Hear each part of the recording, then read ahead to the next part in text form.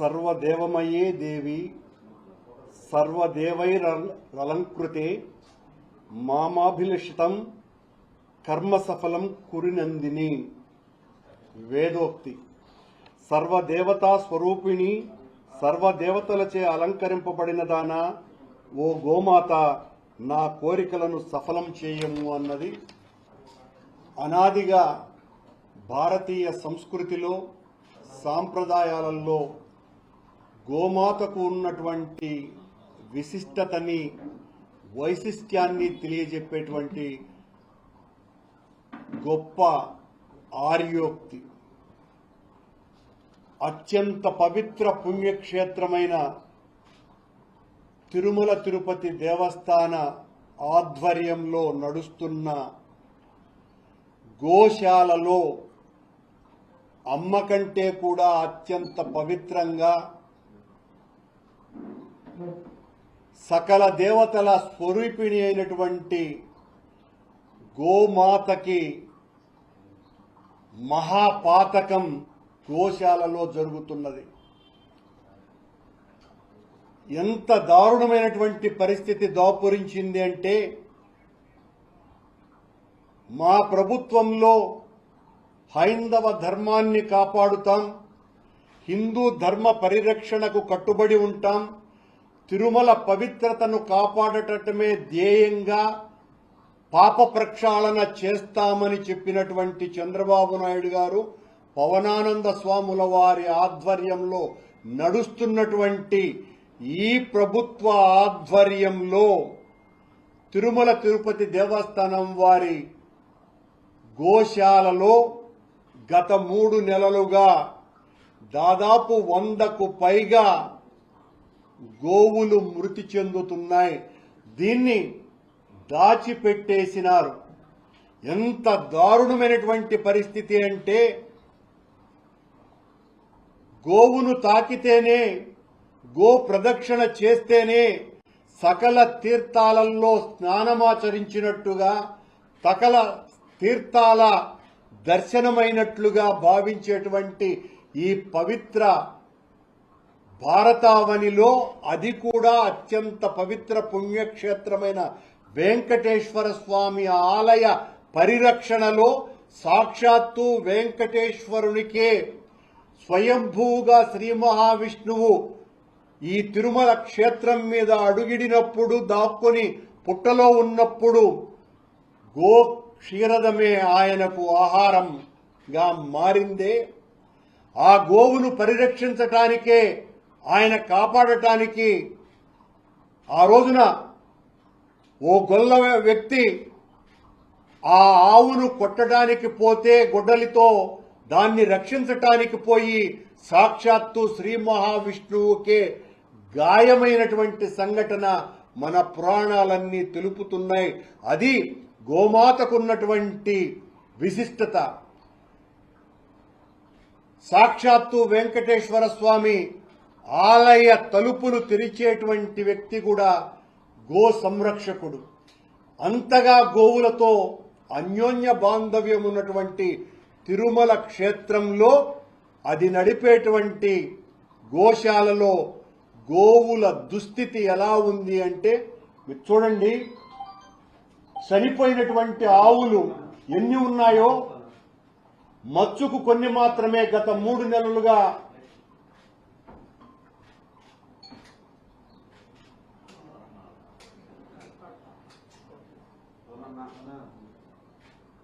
అత్యంత పవిత్రమైనటువంటి దేశవాళీ ఆవుల యొక్క పరిస్థితి ఇదంతా కూడా మన గోశాలలో జరిగినటువంటి దుస్థితి।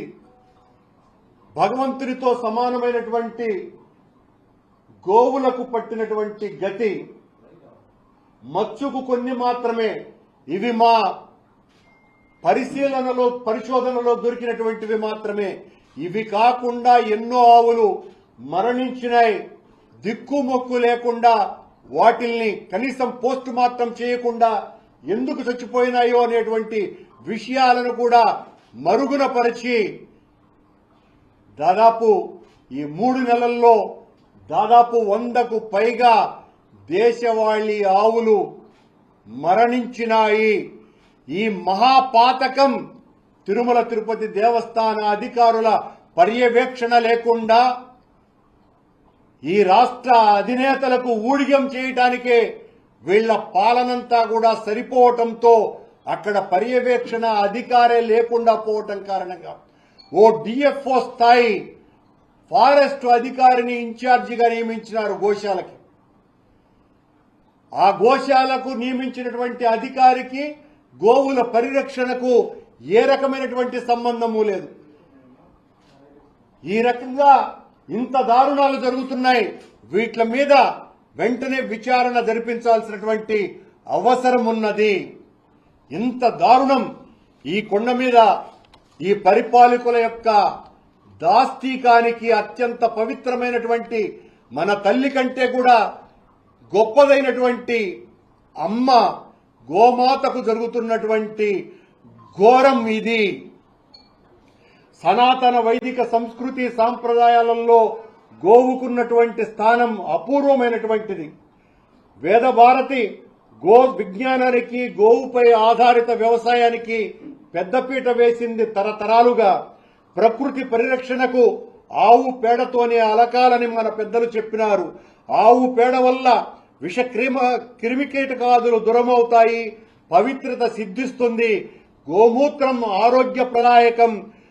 గృహాదులు నిర్మించుకున్నా, పండుగ పబ్బాలు జరుపుకున్నా ఆ ప్రాంతంలో గోవు తన దూడతో గ్రాసాన్ని తింటేనే ఆ గృహమంతా పావనమైపోతుంది అన్నటువంటి భావన మన హిందువులది.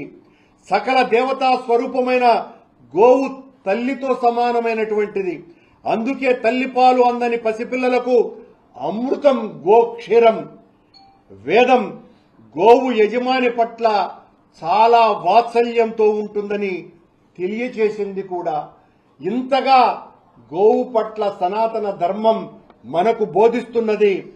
గోవు యజమాని కుటుంబంలో ఎవరికైనా కూడా అనారోగ్యం సంభవిస్తుంది అంటే ముందుగానే తెలుసుకొని ఆ గోవు అడవుల్లో వనమూలికల్ని తృణాల్ని తిని ఆ మూలికల ద్వారా నాణ్యమైనటువంటి ఆరోగ్యానికి ఆ ఇంటికంతా కూడా అందజేస్తుంది అన్నది చారిత్రక పరిశోధనల వలన హిందూ ధర్మం యొక్క నమ్మకంగా అది అందరి విశ్వాసంగా భాసిల్లుతున్నది.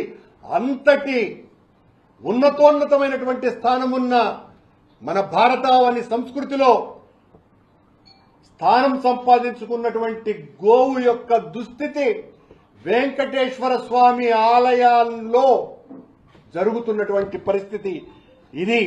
అందులోనూ కూడా వెంకటేశ్వర స్వామికి అత్యంత ప్రీతికరమైనటువంటి జీవి ఆవు.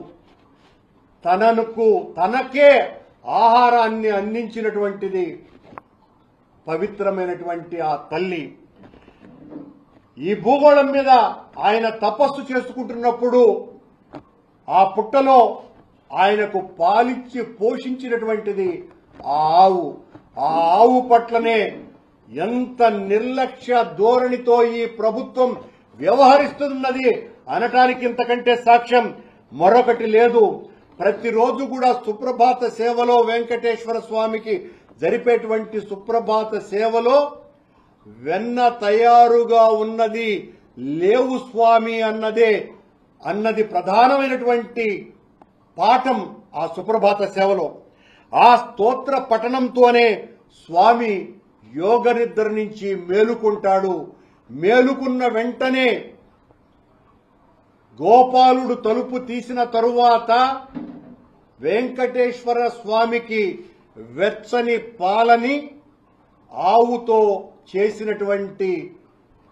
పాలతో చేసినటువంటి వెన్నని నైవేద్యంగా నివేదనగా ప్రతి నిత్యము ఇచ్చేటువంటి సాంప్రదాయం మన దేవాలయంది. అలాంటి దేవాలయం సంరక్షణలో ఉన్నటువంటి గోమాతకు జరుగుతున్నటువంటి అన్యాయం అంతా ఇంత కాదు. మా పాలనలో దాదాపు 550 ఆవులను, అత్యంత నాణ్యమైన ఉన్నతమైన ఆవులను సాహివాల్, గిర్, కాంక్రీజ్ ఇలాంటి ఆవులని దాతల ద్వారా సమీకరించి గుజరాత్, రాజస్థాన్, ఇలాంటి పంజాబ్ నుంచి ఆ ఆవులను దాతల ద్వారా సమీకరించి వెంకటేశ్వర స్వామికి అనునిత్యము 1500 లీటర్ల పాలును అన్నప్రసాదాల వినియోగం కోసమని, అక్కడ జరిగేటువంటి అనేక కైంకర్యాల కోసమని ఈ స్వచ్ఛమైనటువంటి ఆవులతోనే స్వామివారికి నివేదన చెయ్యాలా అన్నటువంటి మహత్తరమైనటువంటి ఆలోచనతో మా జగన్మోహన్ రెడ్డి గారి పాలనలో ఆలోచన చేసి 550 ఆవులని రైల్వే మంత్రితో నేరుగా ఆనాటి అధికారులు చర్చించి రైల్వే వ్యాగన్ల ద్వారా వాటిని ఇక్కడికి తరలించి వాటిల సంరక్షణ కోసమని పెద్ద ఎత్తున మేము కార్యక్రమాలు చేస్తే ఆ ఆవులకు పుట్టిన దూడలు, ఆ ఆవుల దుస్థితి ఈ రకంగా ఉన్నది. మా పాలనలో రోజు 1500 లీటర్ల పాలు సమీకరించే పరిస్థితి ఉంటే ఈ రోజున 500 లీటర్లు కూడా కొండకు తరలి వెళ్లటం లేదు గోశాల నుంచి. ఇది పరిస్థితి. అక్కడున్నటువంటి అధికారుల పర్యవేక్షణ పూర్తిగా పోయింది. లేగదూడలను పట్టించుకునేవాడు లేడు, చూడి దూడలను పట్టించుకునేటువంటి వాడు లేడు.